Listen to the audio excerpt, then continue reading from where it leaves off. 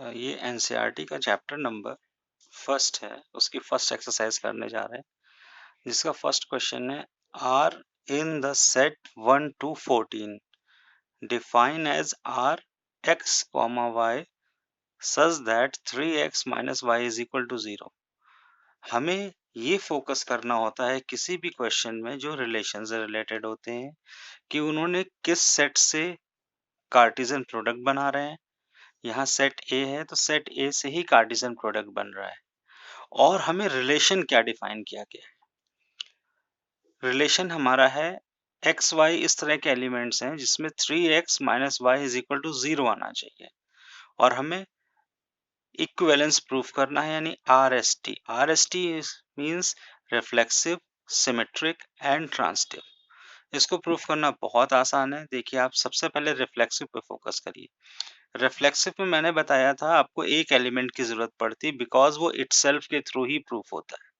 तो आप क्या करोगे, यहाँ दो एलिमेंट है एक्स कॉमा वाई, आपको दो एलिमेंट की जरूरत नहीं है, दोनों एलिमेंट सेम होने चाहिए, तब आप रिफ्लेक्सिव पर डिस्कशन कर सकते हैं।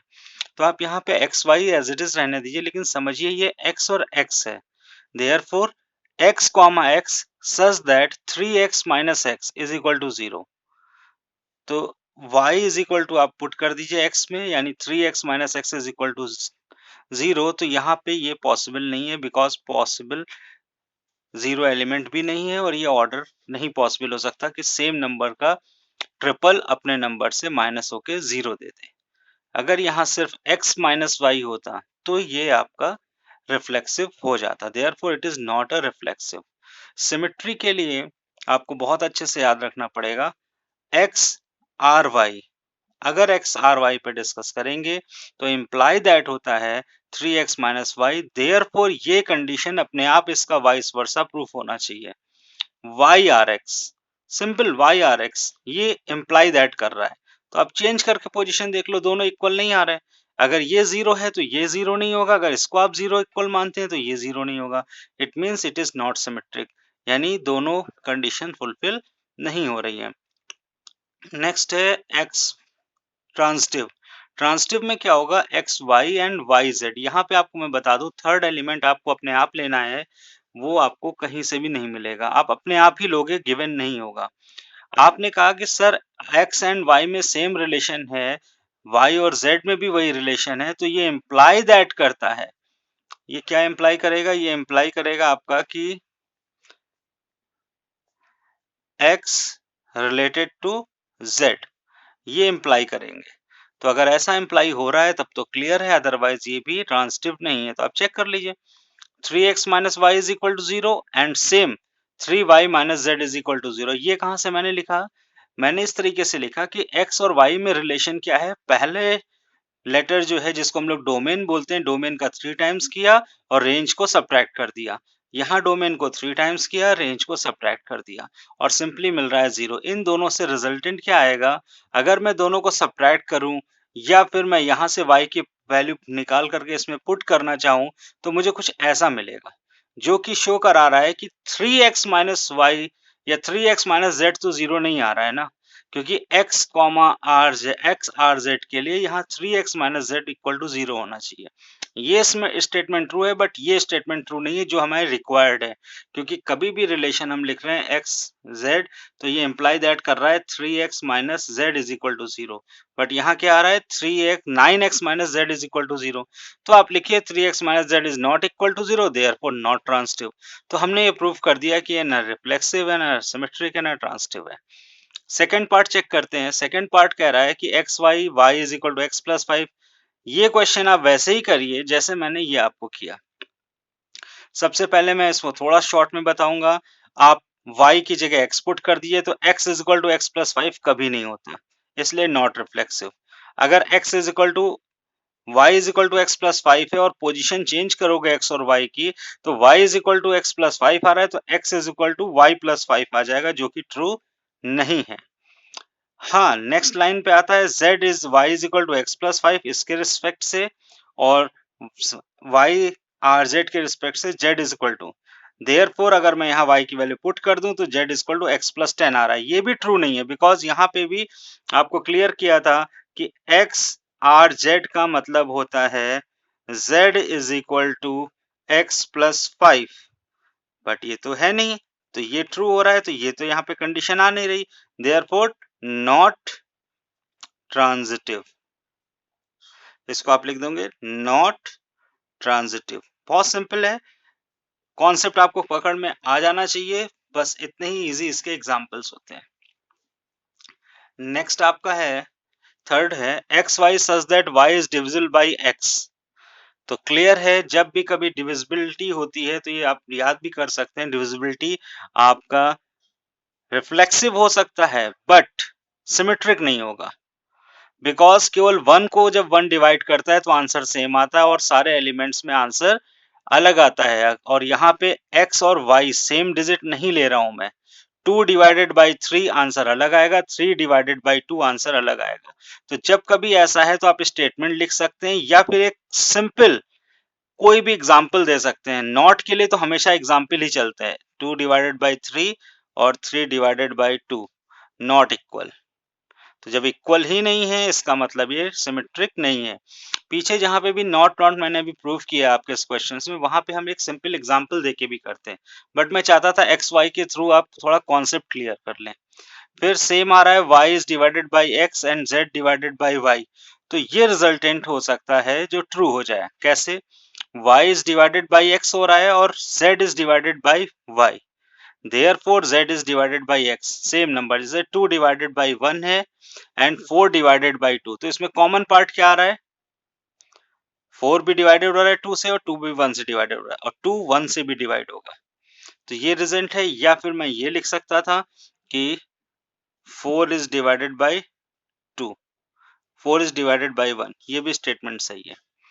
ठीक है, मैंने इसको कुछ ऐसे लिखा होगा 1 r 2 2 r 4 therefore 1 r 4, ये आप इसको ऐसे समझ लीजिए, बहुत simply 1 r 2 2 r 4 and 1 r 4, तो यहाँ भी divisibility divisibility and divisibility, therefore ये ट्रू हो गया। फिर कह रहे हैं x comma y such that x minus y is an integer, यानी दो इंटीजर्स का डिफरेंस इंटीजर होता है, बात सच है, जीरो भी एक इंटीजर है, इसलिए ये इसका सेट हो गया।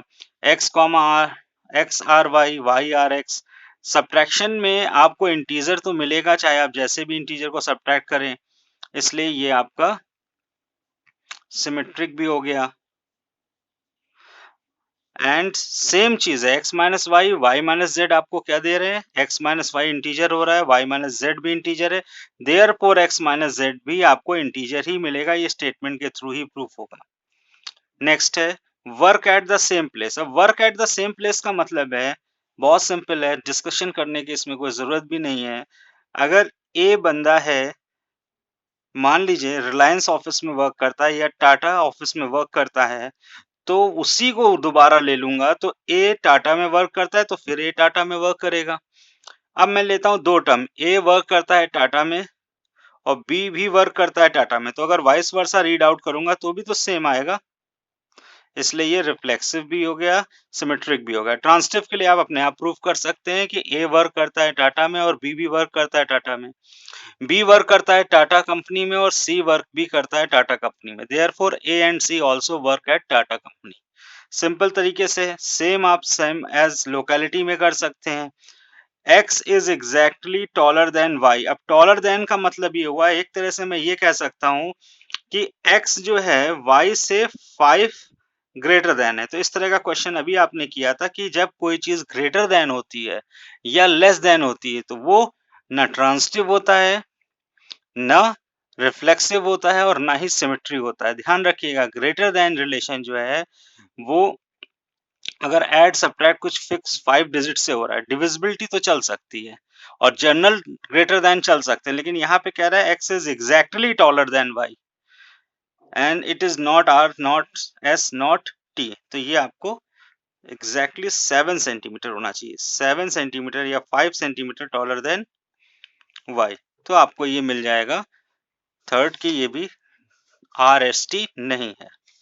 नेक्स्ट एग्जाम्पल आपके सामने आता है, क्वेश्चन डी है आपका, आपको गिवन है कि r is equal to 1 by 2 x y, x is wife of y, बिल्कुल सही बात है, ये आप रिफ्लेक्सिव दिखाएंगे। x is wife of x, खुद की वाइफ कैसे हो सकती है? ठीक है, x is wife of y, then y is a male female term से कर सकते हैं, बहुत सिंपल एग्जांपल से कर सकते हैं कि Rita is wife of Vijay, then Vijay is wife of Rita. ये तो ट्रू नहीं है ना, ये क्लियर हो गया ना, इसलिए ये सिमेट्रिक भी नहीं है और ट्रांसिटिव तो बिल्कुल नहीं होगा सेम स्टेटमेंट के थ्रू। अब यहाँ पे एक दिया हुआ है a is less then greater than b square, question number 2 है। तो इस तरह आपको क्यूब में भी मिल सकता है, स्क्वायर में भी मिल सकता है, b/2 भी मिल सकते हैं। कैसे करेंगे, आप क्या करो, b की जगह a पुट कर दो। तो क्या कोई खुद के स्क्वायर से लेस देन हो सकता है या इक्वल टू? तो ये नॉट ट्रू आ रहा है, because a b belongs to R, R real number को बिलोंग कर रहा है। कोई भी आप एक पहले तो आप स्टेटमेंट लिखेंगे, बट अगर आपको प्रूफ करना है तो रॉन्ग एग्जाम्पल भी दे सकते हैं, कोई ऐसा एग्जाम्पल जो इसको सेटिस्फाई ना कर रहा हो।